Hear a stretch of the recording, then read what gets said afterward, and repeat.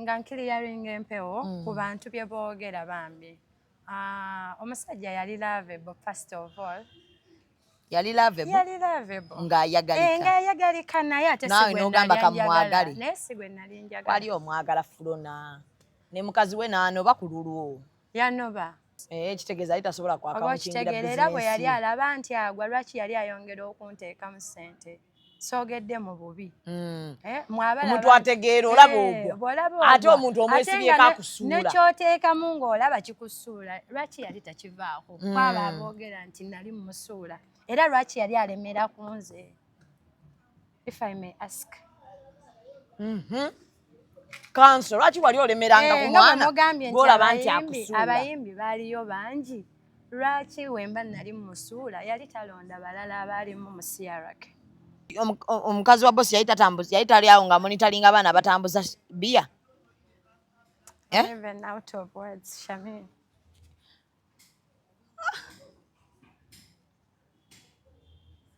Flona. Sole. Naye kati simanyi bwe ngenda kukukolera kuba. Kuba olaba bye nkubuuza bibuuzo byabaki? Byabalabi. Be baŋŋamba ebyo ebigambo. Olaba naawe ebimu tobyegaanyi. So hati. Okuwaayiriza. Sometimes tuba management si zino ne tugezaako to behave.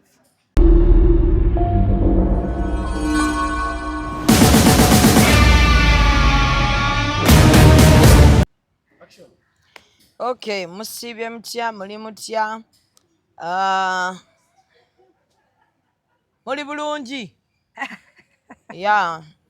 So, nga bulijjo tubeerawo wano ku Executive Media, subscribing, liking, ate era omale osharinge. Mwebale kubeerako ngamba ababeerako nga mulaba n'abasharinga, abanjagala mbaagala nammwe abatanjagala era nange sibaagala. So n'olw'ensonga eyo katandike n'obulango bwa bakama bange abampa kasente munnange mwene muluyita oluseke. Kasooke no saloon Ramen Hair Spot awo Kabowa St. Anne next to Haki petrol station ku Gabunga Road. Genda oba okuyoyote akaviiriko ku mutwalo go nga kuliko ne ku massage ate waliwo wifi ya bwereere.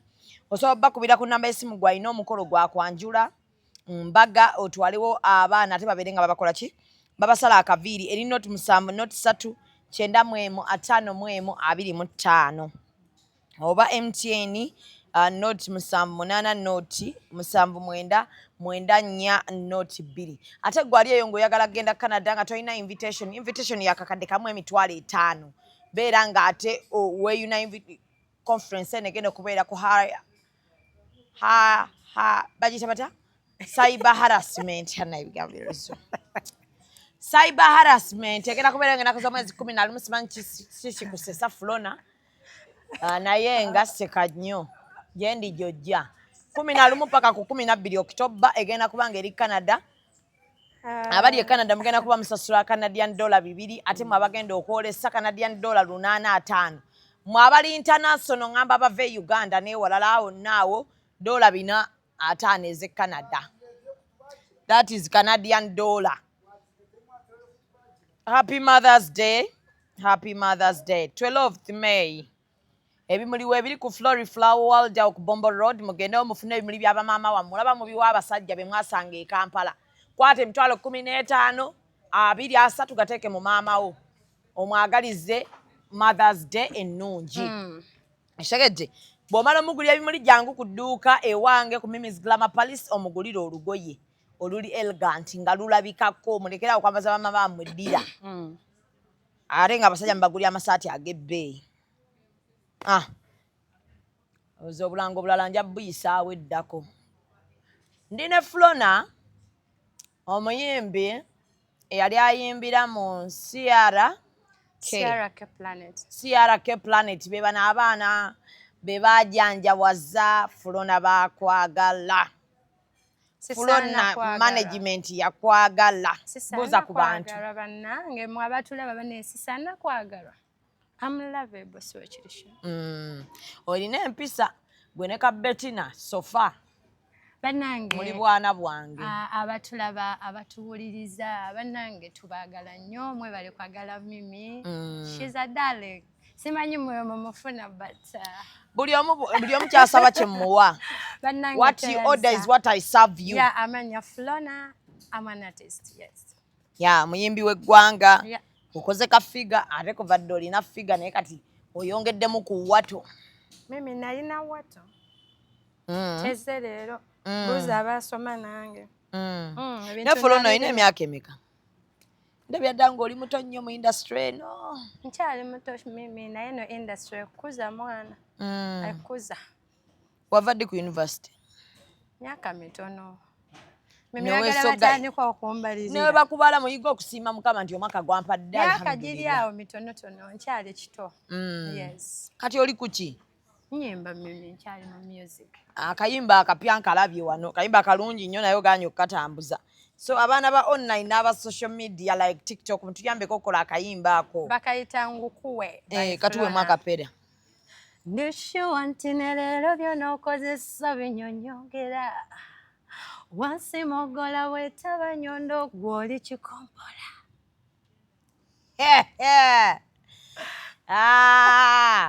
Ono ye Flona. Flona owaffe ate omanyi Flona. Olina ekyejo kingi ate abantu bampa ebibuuzo byo wano kati nkutunira ne ŋŋamba omwana ono omuto abantu tebaaganye nti Shamimu era omwana ng'omutuuzizza ku hot seat omwana ng'omuli bulala naye kati ne ŋŋamba ate ebibuuzo by'Abannayuganda nze atali Flona naaliddamu ntya kati bwe nkufuna ne ŋŋamba nkole ntya mbibuuze nkole ki anti industry si y'abanafu ne bw'oba teri muto ayingira amazina ga nkima sokkiriza Flona kyogamba byakulayira naye saagala ate abantu batandike ga nti ne Shamimu osusse bana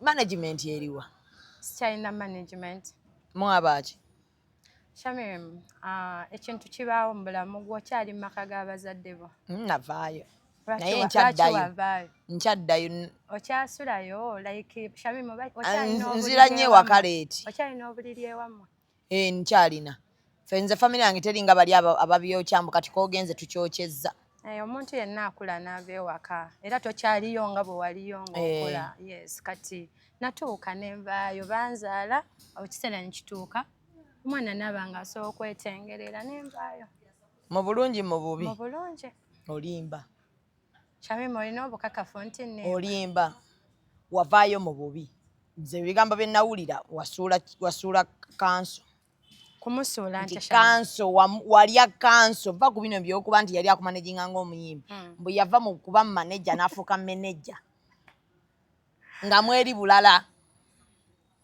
ne manejawo nemutuuka nga kati meneja Shamimu abantu boogera ndowooza nawe bakwogeddeko nze banjogeddeko naye kati baakoowa tukitwale nti buli kye boogera kituufu simanya nti kati gwokiriyalinga empewo wano gwe ne kanso mwali biki nga nkiriyalinga empewo ku bantu bye boogera bambi omusajja yali lovable first of all yali lovable ng'ayagalika naye ate nawe n'ogamba kamwagale naye si gwe nali njagala wali omwagala Flona ne mukazi we n'anoba ku lulwo yanoba ego ŋŋamba nga saamanya tewamanya nti yanoba Shamimu yaluku Flona tewamanya nti yanoba tewamanya mukazi oyo nti yanoba Shamimu alina emboozi sooka ofumita emboozi omukazi yanoba ku lwange baŋŋamba mukazi yanoba ku lulwo sebo nga teweefiirayo ng'oli ku nsimbi kyokka ekisesa baŋŋamba omukazi yali abateekamu ssente ze nnyingi gwenga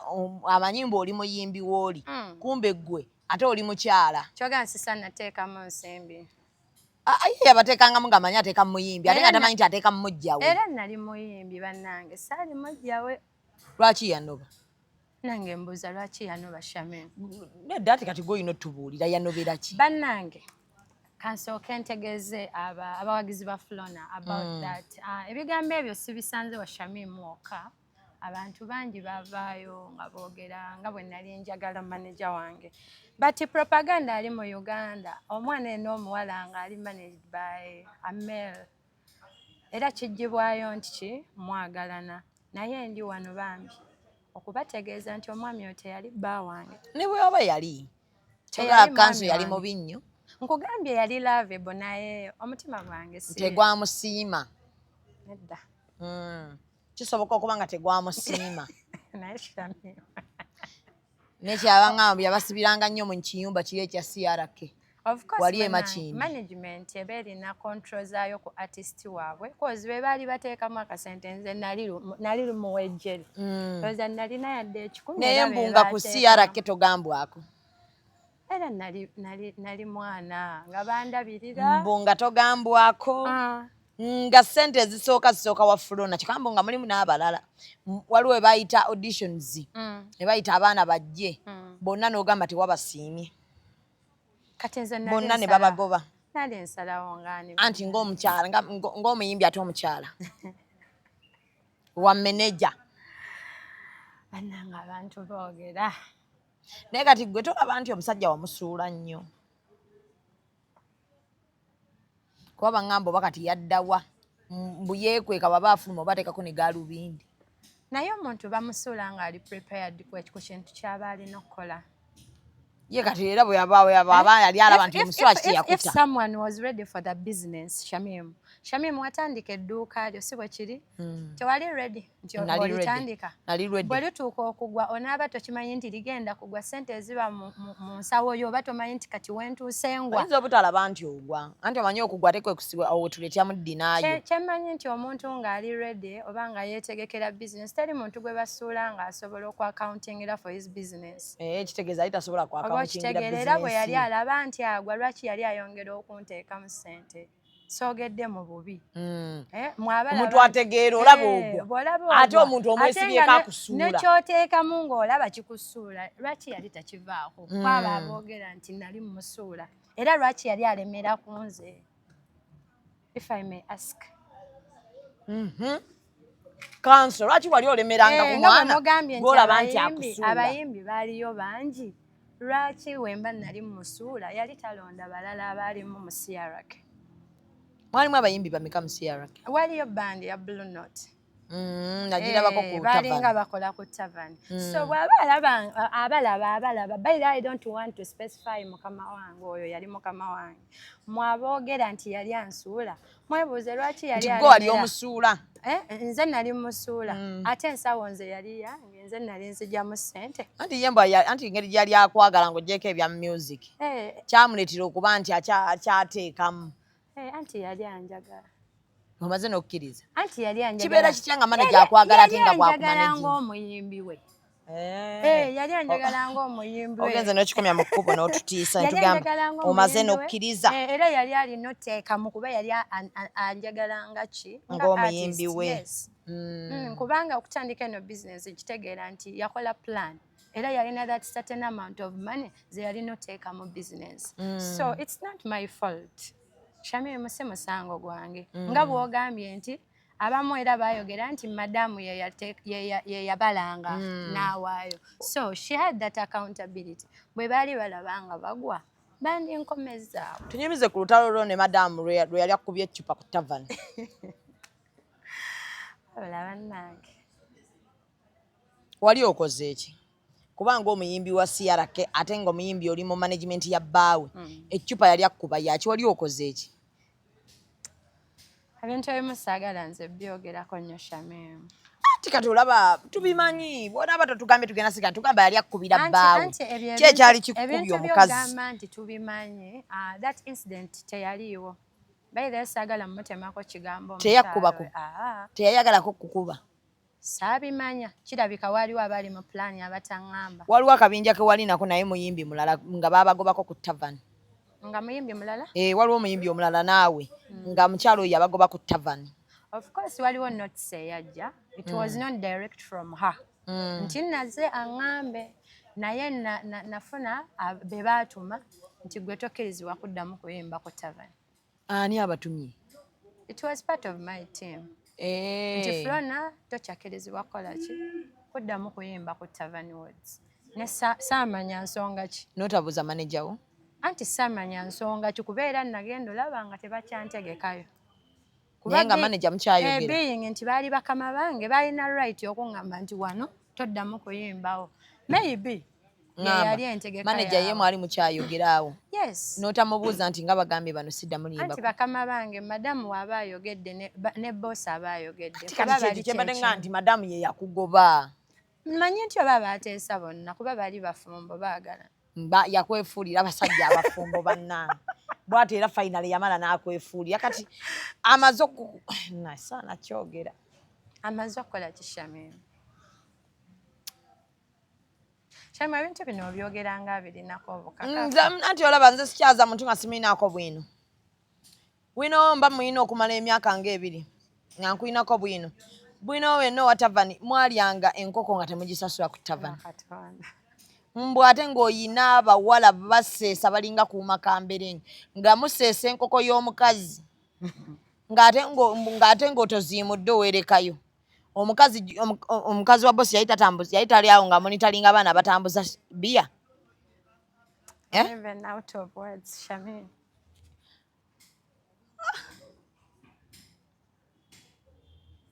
Flona sole naye kati simanyi bwe ngenda kukukolera kuba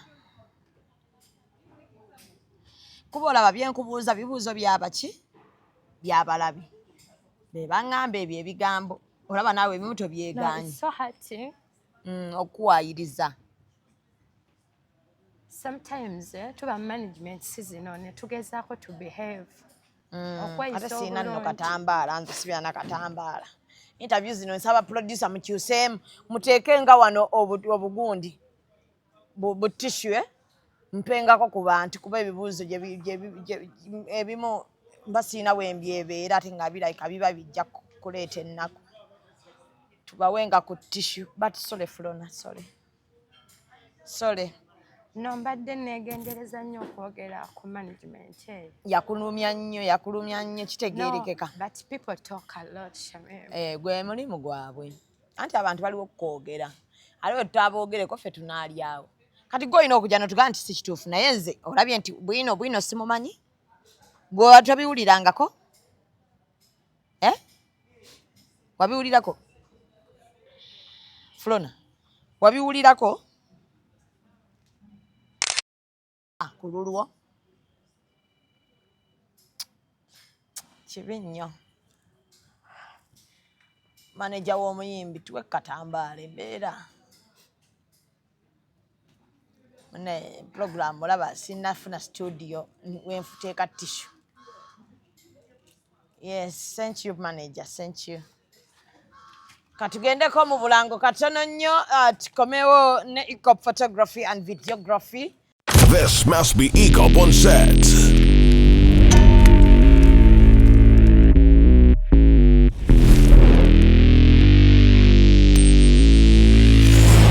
The lane soldiers are in place. Follow us on Instagram at EACOP Photography or call +256 702 935 078. Don't forget, they do it smart. Book with us today.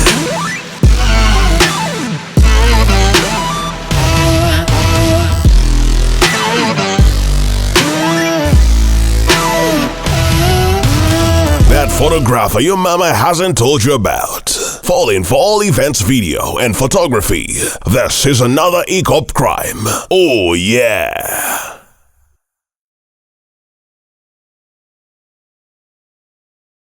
So far awo wetuli naye embeera bwetu bwekyayimiridde ddala yeah. So Ramin Hair Sport esangibwa awo Kabowa ku kikubo kya Gabunga Road mugendewo babasala akaviiri mutwalo gongo funa leka massage ne ka wifi kabwere ngotula werabira program bweziti ebibuuzo bye tubuuza wano tuba twabiwulirako nga twagala abayimbi ate bakiriyalinge ki empewo ayoke mama dota muwalango omulungi kalaala nange tewali kyakukolera ebibuuzo bino abantu baba baagala okumanya kati ennyimba zaffe ziri ku ki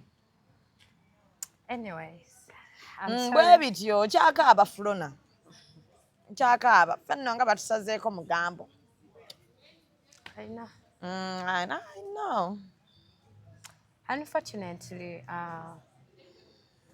Shami kibi nnyo nti bwe nali ntandika music, maybe nali surrounded n'abantu abamu be nali simanyi nga balina bad energy. Abakyamu, wafuna abantu bakyamu. Okitegeera, naddala abaali beeyita Team Flona abo balina that bad energy. Bakyusakyusanga nnyo ebigambo. Ate kibi nnyo okuba nti onyiigira mu mukisa ogutali gugwo mwana. Mukisa gwa munno. Mulimu abantu awo bwe nali signed. Kwegamba ate omukisa gwange mwana oba bakyankalana nnyo. Batwala ebigambo ewa madamu. That first we are very okay. Be batabula madamu. We are very okay. Madamu yamanyako ng'oyingira CRK. Madam is the very person aba interviewing. In fact, yantuuza mu boardroom bambi n'ambuulirira ebintu bingi. Nagamba toyagalanga bba wange. Ekyo tekyalimu kubanga teyakindabamu era saakiri. Madamu n'ambuulirira, is this person yayampanga ne ku ssente ze oba okitegeera? Kuba nali mukozi era ituubi nti nali mukozi wa CRK. Naye mukwano, kyova olaba abantu bakoowa abantu mwana. Abantu bo babi. Waliwo ekigambo ky'otera okugamba okukwenyakwenya. Nalinga n'abantu abakwenyakwenya nga wanajja neyeeyogeza nga munda ayagala kutta. Naye ngadde eri n'ayogera ebigambo. Kwegamba nze omukyalo oyo saamunenya, Shamimu neewandibadde ggwe. Ebigambo nga bisusse. Ebigambo byasukka. Ebigambo byasukka ng'otambula n'akaana eno ne keesesasesa olw'okuba kamanyi kajja genda wali madamu akawe chips chicken eby'obwereere. Ne kalyoka katokomoka ekigambo. Ne sometimes madam used to call me mu office. Nanga Flona bangambye weebati ne weebati. But let me watch out. Yali mukyala w'amaanyi. Nangamba kuba waliwo incident we twagenda e Dubai awo ebigambo byali bingi. Bangamba bakusasulira lumu nga musulamu n'ekkanzu. Okitegeera bulungi. Twagenda e Dubai. Naye wakiwulirako? Nabiwulira. Naye ate by then lwakuba nti tetukyali ffenna waliwo manager wange yali mulenzi. Omulenzi oyo yali Eric. Eric ye yayingiranga mu room gye nalimu.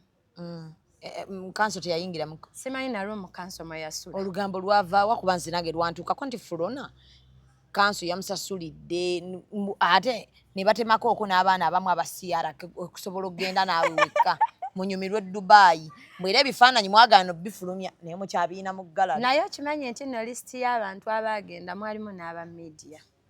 Twatambula abantu baali bangi. In fact obudde obusinga ndowooza interview obusinga nabukolanga na Alan Cruz. Ojjukira waliwo ekibozi ekyatambula. Twali ne Alan Cruz nga mpafominga we nagendere wali aviator. Akantu ako katambula mbu oba nali nesiba ku aviator we twagendera awo e Dubai. In fact obudde nabumala nnyo ne Alan nga agezaako laba nti tukola content. Kyofuna ku bantu okole content atambule. Naye I was so surprised ate abantu be twagenda nabo be nga baleese ekigambo kirala eno ati. Ate kwaliko omukyala. Mumanyi. Omukyala yayogera. Naye mukyala gwe. Wangi woogenda onjogerako ebintu bingi. Kyekimu ayagalako omusajja omu. Onjogerako ebintu bingi abantu bampa feedback. Ate bw'ojja wendi. N'aseka. Ne weesesasesa. N'otamwatulira era. Sijja kumwatula kati. Aŋŋamba. Wajja nga yeesesa n'otamugamba nti gundi gwe kwasiba njogerako. Yansindikirako ne katiimu ke, katiimu ha sijja kwogera linnya. Katiimu ha? Hatiimu. Ne kabukuvuma. Ne banvuma.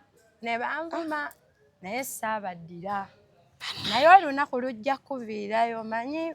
Oveeko waya. Buli lw'obeera hambe ennyo eri abantu ate ke kamanyiiro n'okutambuza amannya gaffe nga mugoonoona. Kati tomufunangako olunaku lwonna lw'omwatulira nti munnange olaba oseka. Yajja weesesa ebyo bye bakwenyakwenya n'omugamba ompalana nange sikwagala. Yajja akwenyakwenya. Naye nfunye reports. Buli wondaba n'omuntu yenna oba nga tuli mu kavidiyo ng'omukubira. Oyo wabadde okola nayo ki? Oyo omuwala. Akadde kalabika kaweddeyo. Akola mulimu ki? Presenter ate muyimbi ali awo naye ompitiriddeko. Mutegedde nnyo mukwano. Ompitiriddeko. Mbwolowooza awalana ggwe wekka. Ate n'ebigambo. Is one person. Nange ampalana. Yazunza ekigambo ng'okyambusa east west south kwegamba ndabika nsirisa ekimala. Naye weekyayokooye. Enough is enough.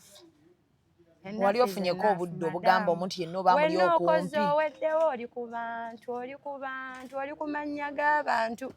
Weewe ku mirembe ofune ku mubiri.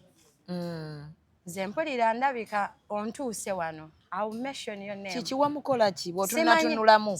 Atunamuuko mu background y'ogamba omuntu ono simulina mu background ekisooka si wa myaka gyange mu kuyimba. Yayiriba dda n'endongoye. Kati simanyi lwaki muluma. Simanyi lwaki muluma mwana. Kitegeeza olaba mu bizibu byo bino ebya management okwawukana nga ya contributinga kinene. Mwali nnyo ate nkiddamu nnyo madamu mwoli. Wayambadde nno engatto wedda sinnagiraba. Engatto yiiyo. Ne madamu mwoli okisusiza nze siri muntu wa ntalo and I've never akuba ate nze gw'oyagala ennyo kwendya. Nze I've never attacked anyone. Naye olaba leero nvuddeyo kwegamba olina n'obulumi engeri gy'oyogeramu ku muntu oyo. Kisusse wazunza ekigambo nga ndi mu management ebintu bino byonna byensinga. Mwagenda naye Dubai. Ate abulako.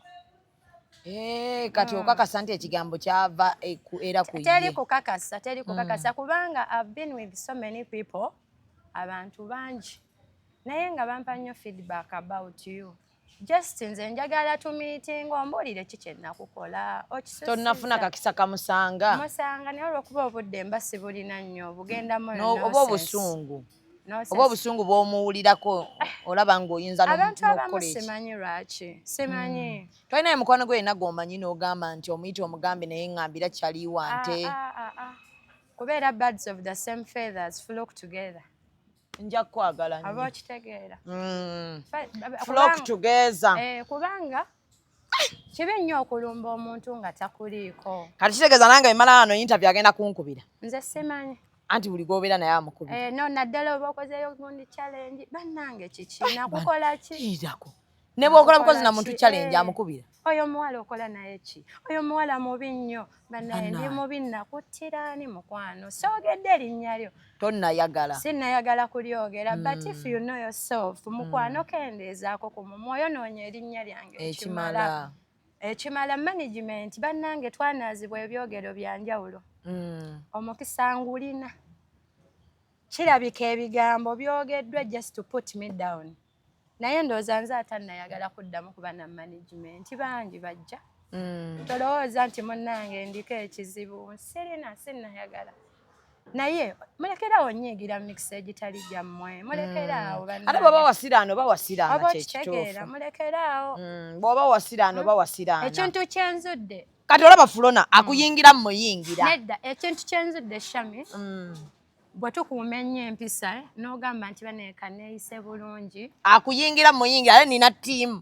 Okitegeera. Wenkuyingira wenze weŋŋamba nti otumuyingire bonna. Shami yagadde nnyo ntalo naye waliwo gw'ojja tugamba nti kati ekimala kimala kati ono tumuyingire. Ayinza okusanga naffe yatukosa dda. The thing is Shami okuva mu management nzize mpulira ebigambo bingi and enough is enough. Kintu kibi nnyo okumanya omuntu nga baziba mu kutestifyingirako omuntu oyo. Okitegeera nzize nsirika bannange yes tulina empisa naye waliwo wootuuka ng'abantu mu bwetoowaze bwo ne mu buntu bulamu bwo ate bagikozeseza nga advantage okwonoona erinnya lyo. Bannange enough is enough. Nga nammwe mulwana okukola amannya gammwe. Nga we mulwana okukola amannya we also fight for our brands. Naye omuntu takulinaako buzibu buli wootuula. Oyo muwala yasuula kanso. What evidence do you have? Omusajja yalina businesses ezisukka mu mmeka. How do you tell nti yali ainvestinga mu Fulona eka? Oba yali agana bamuteekemu nga temwakimanya. Oba kitegeera bulungi. Omukisa gwajjanga gwa Fulona. Wali tolinawo okirwanyisa Shami. Mr. Biko wabanga gwe yalonda mu bangi. Nakibagamba ate oyo omwami wange tasobya tagambwako tayogerwako. Yegwe kati ne management yalonda gwe. Flona yeye kwe okuyimba yelevo we nakoma we oba gwe nkuyimbira bubi. Genda owulirize kadongo kamu bwaba yakunyumira. Era ye ebigambo bye bimu Flona. Ng'ennyimba ezange tezikunyumira. Obeera ye yakitambuza oyo g'ogamba kuba twawulirako era ebigambo. Nti ennyimba omusajja oyimbye ennyimba ziringa 4 ne tewali nsi lwemanyi. Anti abo abaagala music wange era bamuwulira. Gwe atawulirize oba nga tomanyi nnyimba za Flona. Abo abaali balina oziwulira baaziwulira. Nali sirina kuyimba kadongo kamu gwe muwuliriza wammwe. Style zikyuka ate by the kind of music gwennyimba ali corporate awulirizibwa abantu ba class era wakuwabudde. Yes. Instead era abayimbi baali bangi lwaki yalonda nze oteeka mu nze ssente. Yalina ensonga ze lwaki teyateeka mu ggwe era mwabawoza nti saatuuka we yali alina kuntuusa wewe wali wamupimira mumanyi muti oba yali ayagala nnyimba ey'omwezi gumu neewummulire. Mbu wama wagenda no darling oli omwana w'enkoko mmanyi ali ku tavani oli ali wali inside. Oli omwana yali ayokya enkoko ku tavani. Engeri gye ssaali nnyo mu tavani. Tavani nagendangayo kuyimba. Kati mwayitanga oli mugenda eri muto efuka. Omwana yabeeranga awo w'enkoko n'embuzi. Mbu naakuwa akanyama nga tekayidde n'okamukuba mu maaso. Ezo empisa ate sizirina. Nange nagamba Flona gwe mmanyi nga simumanyi bwe. Ate ezo empisa sizirina. By the way ndi muntu mukkakkamu and njagala nnyo abantu. In my life ndwawo nnyo nno n'okugugguba n'abantu. Naye okujja ng'oli akisusiza. And I've been silent by the way Shamim. Okay, mbadde sikulyangako by the way. I've been silent. Olabeera oganye tubuulira erinnya. I've been silent. Kikoze bubi ffe nga bakavuyo ttiimu. Yes. I've been silent for some time. Kati olubadde lutandikidde awo. I've been silent. Bagamba nti etotta kibe nga tonna kikenenya ndusu. Zaakenena dde ez'ekibe ekyo. Naye ezo zeeka zaakenena. Lwakuba oluddewo. Nja kumwogera olulala. Bw'anaaba takyusizaamu. Dinkukyaze. Bw'anaaba takyusizaamu. Tajja kukyusa, olugambo lujja kutuukako, tajja kukyusa. Nze nkubuulidde. Si wa kukyusa oli alina kirwadde. Nze nkubuulidde naye nga bambi muve ku bantu. Leave people. Bannange muve ku bantu. Muve ku bantu mutuleke. Nze ndi mwana wa buwala ate saakoma ku ebyo. Nkyalina omukisa omulala ate okuteekebwamu ssente zisinga n'ezo ezibaluma. Ye kambuuze. Zaali z'abajjajja bamwe nti yatunda bijja. Yatunda bijja okujja okunteekamu ssente nti emizimu gisula giruluma gibatuga batunda ebijja ne banteekamu ssente. Nti kanso yali mwana wa bannyammwe. Bane munneesonyiwe. Wamma lwaki okola nnyo akaviiri ako? Aha. Eno ya style njagala. Kuba abantu nako bakabaluma. By the way kirungi okumanya ekintu ekikunyumira. Wategeera ekikunyumira. Kirungi okumanya ekintu ekikunyumira. Shamim tondaba nti ndimu engeri y'olulaalo. Oli mulaalo. Nange nali nyakubuuza oli muganda oli mulaalo. Ndi muganda mulaalo ndi awo. So omanya ekintu ekikunyumira. Nawe olaba otunuulira akafeesi akaviiri keeko. So ate n'ekyanze saagala nnyo okusitressinga bulamu bwange ate leero bankunyudde omutwe ate leero nnumiza no. Njagala nnyo ebintu by'emirembe. And by the way njagala nnyo emirembe Shamim. Niwe oliyo omuntu akujja mu comfort zone n'ogamba ono ye kamuweemu nzireyo mu comfort zone. Ng'asusse. Ne banne ekisusse. Omukazi ono ebiseera ebisinga mu mutwala bubi. Ne mumugamba mbu talina mpisa. Ffe twekyawawadde abantu. Shamim, let me tell you one thing. Bantu mmwe kambabuulire. Leero njagala mbategeeze buli muntu alina sayidi bbiri. Buli muntu alina empisa embi n'ennungi lwakuba tuzibikka. Kisinziira ozza otya. Kikyosabye. Sometimes omuntu ojja kutunuulira Flona wano ogambe waawo ne bwe mujooga ne bwe mulinnya ku mutwe mukwano teri atalina mpisa mbi. Kitegeeza naawe nga bawodalinze ku mpisa zembi. Mukwano bazifuna mu 5 course. Teri atakyuka kati mukwano mujje mpola. Singa onyamba n'oyatula erinnya. Nze yinta oba onkoledde emyaka n'emyaka Flona mba sikubanja. Shamim Wanjiro mmanja.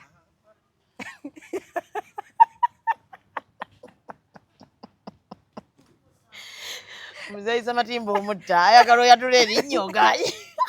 Shamim Wanjiro mmanja. Wanjiro mmanja naye kisusse w'omulamuzi. Omanyi omuntu watuukira n'agamba banaye nkooye aba akooye. Kubanga bannanga abantu ababi. I was in that management for 2 years.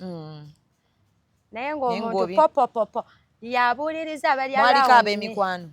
Mukwano simumanyi. Out of the blue mtu yaveri nakuwalana. Simanyi na muti simumanyi tabangako na kyali wange ate sirowooza ko nakuba kyali wange era takirowooza. Nze sinoonya mikwano bayira we Shamim. Omusajja waliwo omusajja yenna yakwanako nayo kimanye nako nti naye amukwana. Nze abantu abankwana ate tebasobola mukwano.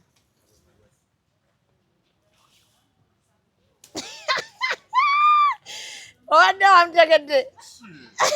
Lwaki wamutegedde? Gwe abasajja bakwana tebasobola mukwana.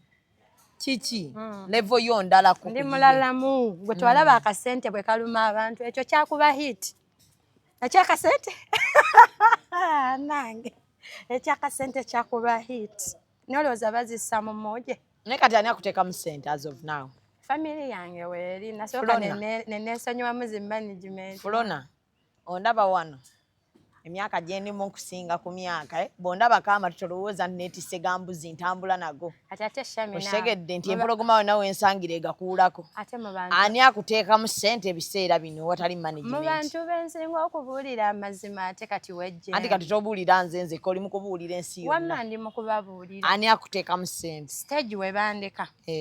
Ennyimba ze bandekera. Nsobola okufuna emirimu. Tebandeka wabi. Nfuna gigs nenkuŋŋaanya obusente obwo bwe mba nfunye.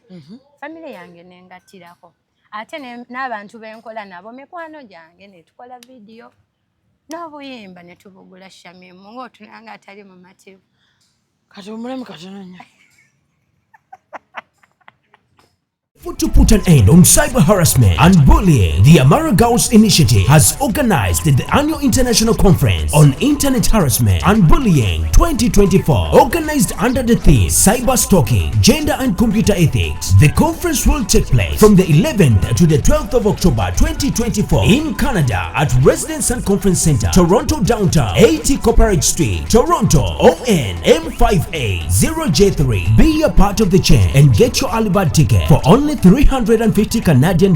International participants will pay $450 Canadian. Exhibitors and vendors $850 Canadian and $200 Canadian for Canada citizens. For more information, visit our website on www.theamaragirls.org or send us an email on info@theamaragirls.org or call +1 647 616 1415.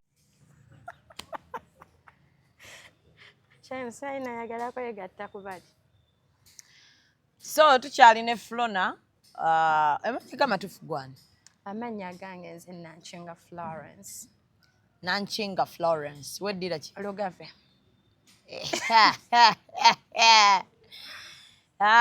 Weddira Lugave. Omwami ali atya? Itiizoko okubanga tolina si byampaka. Omwami nkyanoonya. Amiina tusaba Mungu akkirize. Nkyanoonya ebintu bya laavu ennaku zino.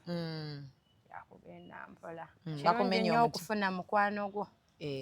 Kirungi ofuna mukwano gwo akutegeera. N'ebyendongo bino byetaaga olina mukwano gwo Shamim. Wakamenyeko omutima emirundi emeka? Zange 2. Guliwo gw'otalyerabira? Omulundi gwe sigenda kwerabira. Oba nze yali ayagala ennyo. Simanyi ng'oŋŋamba. Nina gaayi gwe nali naye mu mukwano. Oyingidde endongo nga tonnaba? Mu ndongo awo. Naye ate nga tali mu ndongo. Kagamba namwagala nnyo. Nga mwana ava mu famire y'abanene. Naye bw'obeera nga ewammwe muli baaluyunguyungu nga temuyimiridde bulungi balina engeri gye babayisaayisaamu amaaso. So baakujavuna lwa bwavu? Ekintu tekyayitawo bulungi ate nga nze nina laavu nnyingi. Kati bagambanga batya nti ojjawo obwavu? Mwana yambuuza nga twagalanye mmanyi nno ntuuse okuntwalako ewaabwe. Olabe ku bakadde abakuzaalira. Before I take you home. Muntu ki gwe mulina mu ggwanga ng'ali prominent kale? Famire yammwe? muntu ki gwe mulinayoko Kogwe. nga w'amaanyiko Kogwe. like when I'm introducing you to my parents. Yes. Kogwe. Ye nali naye ani? Saali waawo nteekewo. Oba wali awo tonnanfuna. Shami nali sinnaba. Wali tonnanfuna? Mulwanye ewammwe ne mwezibira mu bigo kuba kati oba kubanga wali onnina wali oyogera erinnya lyange. Naye nga nakuzaako birthday nenzigyayo n'akasente konna ke nalina. Nga gwe ogitegese? Yali akusabye? Love. Nengula ebimuli, netweteekateeka. Yasanyuka? Yandaga asanyuse nenninda ku yange. Ndowooza n'ayiwa omwo omusimbi ogutalina alina n'ofuna n'emmotoka. N'essimu kwolwo teyaliiko. Yeerabira. Bagagga beerabira. Naddala nga girlfriend gw'olina mwavu. Essimu teyaliiko. Kibi nnyo. Ate nze namunoonya. Omugambe nti birthday ya leero. Abaana abawala musaaga nnyo. Nze namunoonya. Ne mujjukiza temugamba baby weerabidde leero birthday. Nkoye. Nga oh babe. Mu mmotoka yalinamu bukeeke buno bu queen cakes. N'akusalira. Najjako kamu n'aŋŋamba happy birthday darling. Kyami munakuba omulanga ne muŋŋamba naye baby. Sente yange. Ebintu bye nakolera ku birthday yo. Yadde okumpayo ekimuli. Gwe wali wakima bimuli. Kwegamba namenyeka omutima nti I had too much love for him. Kati mwekyawa lwa birthday? Kwegamba family zaali tezikwatagana. Baakirwana kuba bagezaako okumbuuza muntu kyali prominent. Ekyo baakiremerako? Nga sirinaayo w'amaanyi gwe banaayogerako nti nva mu family. Oba ya minisita.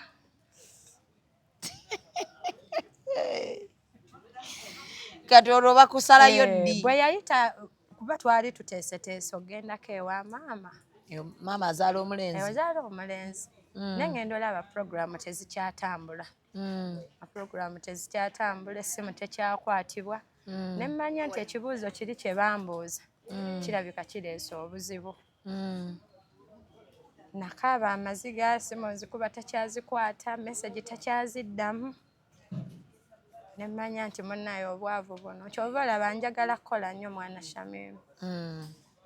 Ffe waffe tetuli nnyo baakabi, tetulina nnyo ssente. Naye ate twefubako okulaba nti tukola tube baakabi.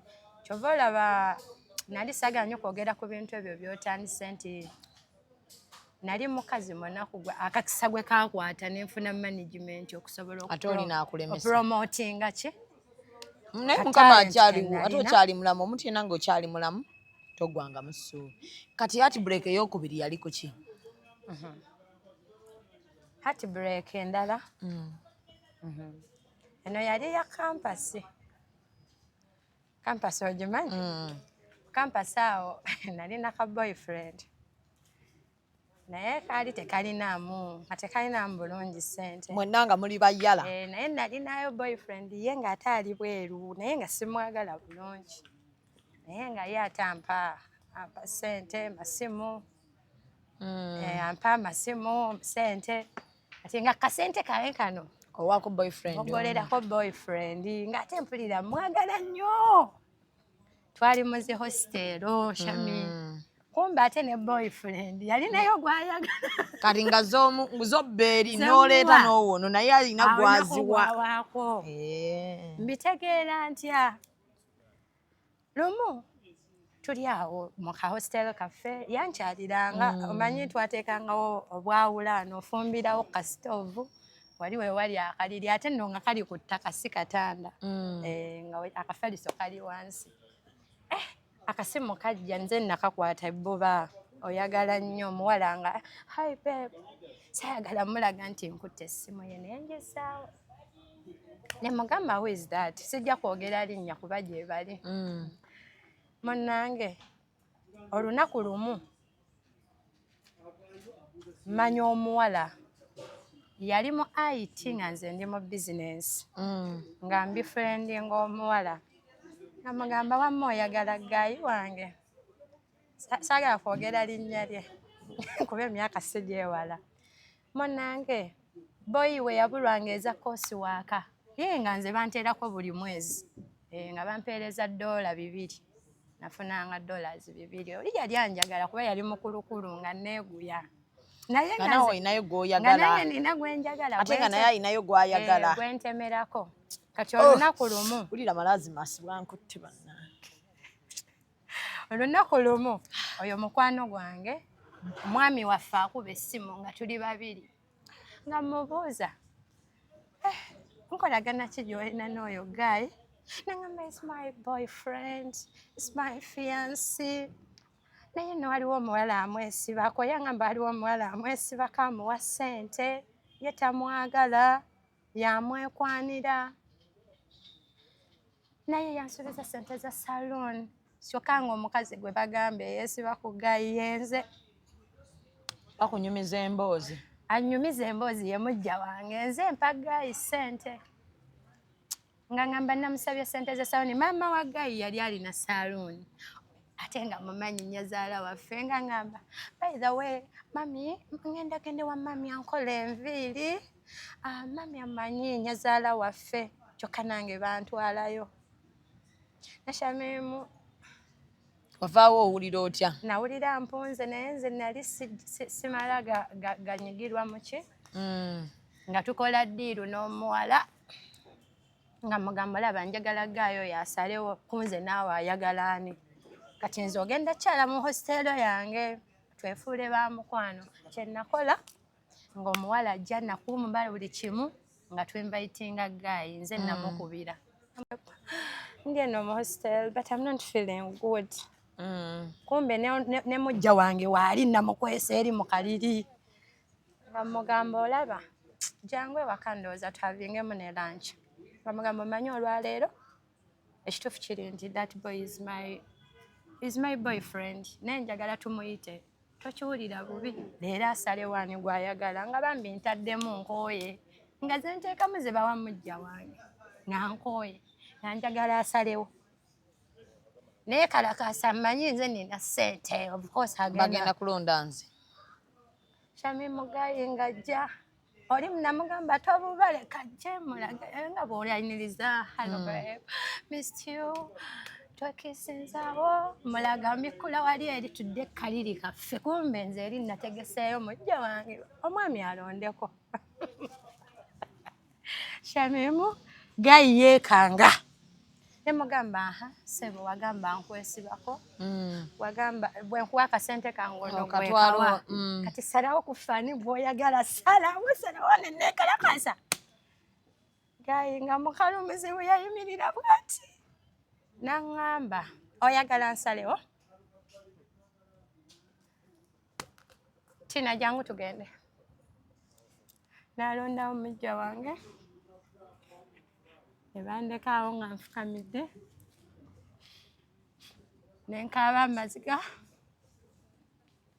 toli mukaabikaabi nakulabye nkaaba naddala mu mukwano nkaaba n'ogutali olabye ne wali okaabye naye ekyo kyali kyakuwayiza Shamimu toyinza butakaaba ate kino kyali kituufu nakaaba eyo yali heartbreak by the way ye yasinga okuba we yamukwata ku mukono ne bafuluma n'essimu yange nagibulokinga naye nali mmanyi nze muganza asinga so kyenva mbagamba bawala bw'oba oli eyo ng'omanyi akasente ke kagenda oyimirizaawo laavu nze bandagako so tosunda nnyo ssente eyo bajja jjiwa gwe baagala funa mukwano gwo bulunoke yatugambye wano nti ye omukazi gw'ayagala tamulyako ssente wabula gw'atayagala aziryanga kuuma kamberenge mutuufu yali tanjagala kati finally wamaana ofuna laavu nkyanoonya n'atugamba yali yamugamba mukole ne budgeti ombuulira omuyimbi biki byayagala Magi n'amubuulira bulungi n'amugamba omuyimbi abeera alina ofuna weekly allowance okusasula ennyumba sebo n'atuwaayo n'omwezi gw'enju gwawo nga tolina hope ne bansasulirawo omwezi gw'ennyumba nze ennyumba gye nalimu yali ya 1M nampaayo omwezi ng'omuntu okukwatako akasente nga zze nga manager ne tugamba essuubi ddamu mimi ne tulinda omwami twayuuyiza emmere gye baatuwadde eweddewo naye nga sister ya coordinatinga ayogera naye nga sister tukyali ku mulamwa omukulu atuuseewa tuba tuli awo tototo nga ne lumu baagimugambye mwe tuli omukulu bwe yayingirawo bw'ati mu bitiibwa obutebe bwalimu kuba hoteli z'ebbeeyi ne tutuula ebbali natugamba temufaayo just feel free mugamba okay tugamba okay nagamba did you order some food for me netumala nedda babadde batuwadde mukama wange fenno ne tutandikirawo mukama waffe anti ka budget kano ke wabadde otugambye okola ne tumwanjulira enteekateeka yonna muli mu ssaawa mmeka ezo saawa zigenda yatuukanga mu 7 naye nno naffe lwokuba nti baali batusasulidde hotel ne tuba ne bwe tusula kasita baatusasulidde omukulu ayingirawo maneja atuuse kiro ne tuguma nze olwokuba twali babiri it's okay ne twogera mimi omusajja tulowooza tumaze okwogera agenda omwami ng'asooka yeetema sipeeya nga yeeyambula nga nsooka ntakula ku sisita nga mugamba kiki tuli ku ki maneja nga atabuse maneja nga yeeyambula nyanga atabuse tebatusaddaaka mwana gw'emboozi eyo mpanvu mimi ne bw'olaba nguluba bwomu sokoleke maneja bwe yeeyambula gwe tondeka mulooko oti omukwano maneja ng'ayingira ekinaabira anaabe kolowooza yatusanga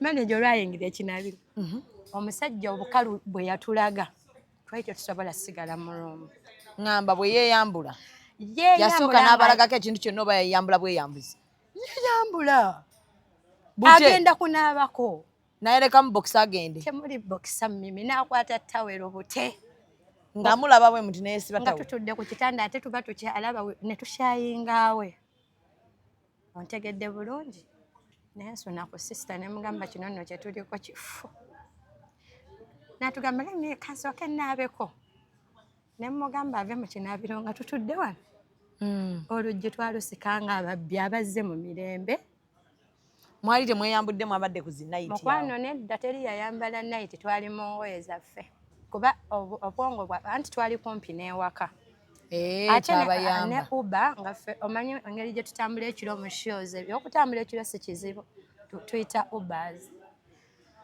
ne tufuluma